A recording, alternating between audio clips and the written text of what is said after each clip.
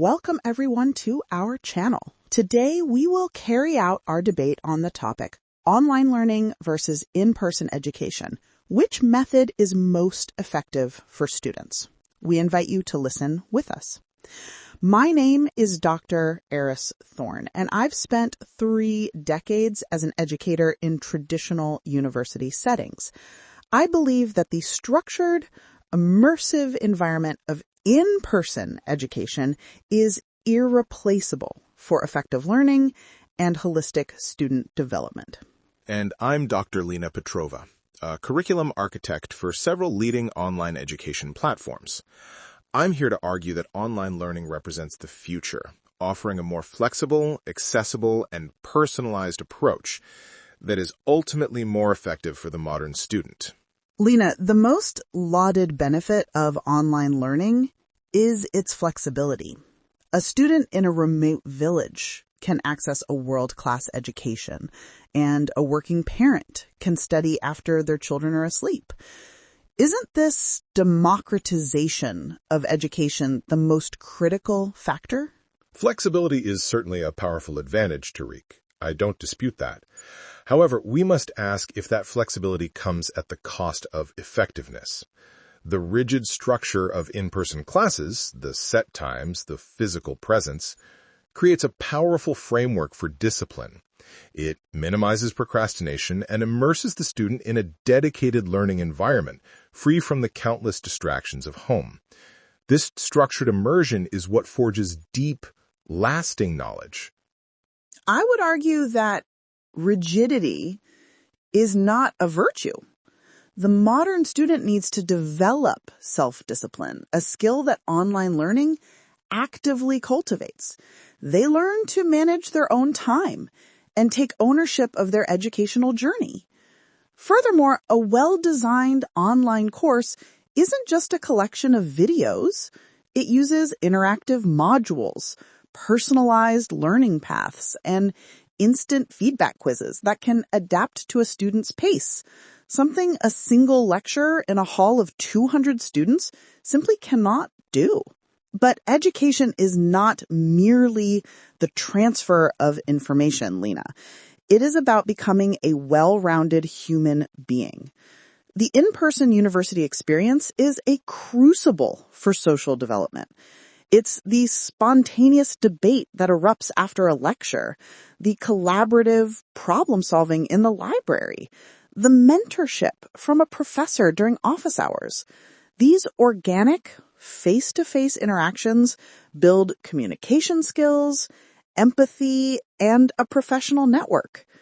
How can a student learn to read a room or collaborate with a difficult personality through a discussion forum? That's a valid point, Eris, but it assumes that online interaction isn't meaningful. Modern online platforms are designed to foster deep collaboration. We use live breakout rooms for small group work, shared virtual whiteboards for brainstorming, and peer review systems that encourage constructive criticism. In fact, for many students who are introverted or shy, the online format can be liberating. They can compose their thoughts in a forum without the pressure of speaking up in a crowded lecture hall. It can create a more equitable space, where the quality of your idea matters more than the volume of your voice. An equitable space, perhaps, but a less human one. A teacher in a classroom can instantly see the spark of understanding in one student's eyes or the subtle frown of confusion on another's.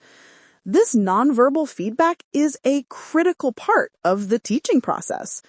It allows an educator to adapt, to clarify, to connect.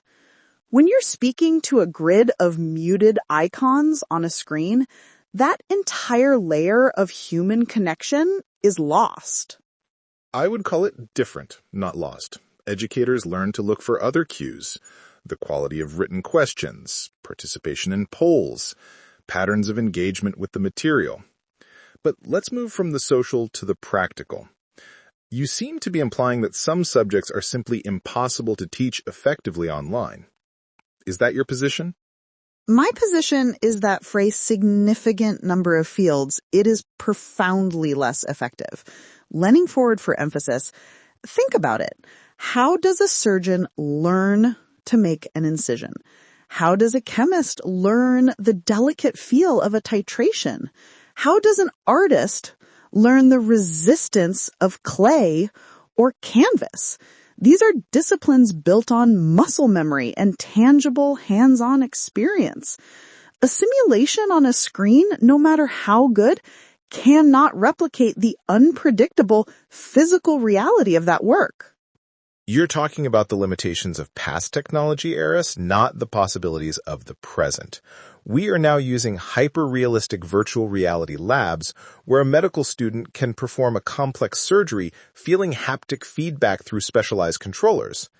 They can repeat the procedure 100 times, facing rare complications they might never encounter in traditional training, all in a zero-risk environment. An engineering student can stress test a virtual bridge until it collapses. These simulations offer a level of repetition and safety that physical labs often cannot. They are excellent supplements, I grant you, powerful tools for practice, but they are not a replacement for reality. The world is messy and unpredictable in a way a simulation can never be. Ultimately, in-person education provides the structure, the deep social development, and the essential hands-on training that creates a complete professional. And online learning provides the access, the flexibility, and the personalized, data-driven pedagogy that empowers the modern student. Perhaps, Eris, the debate is framed incorrectly. It shouldn't be either or. The most effective method is likely a thoughtful integration of both, a hybrid model, where students learn theory at their own pace online and then come together for intensive, practical, in-person workshops. That, to me, is the future. On that, Dr. Petrova, I believe we can agree. Thank you for joining our debate. The world of education is evolving, and these conversations are vital. We hope this was insightful. See you guys in the next video.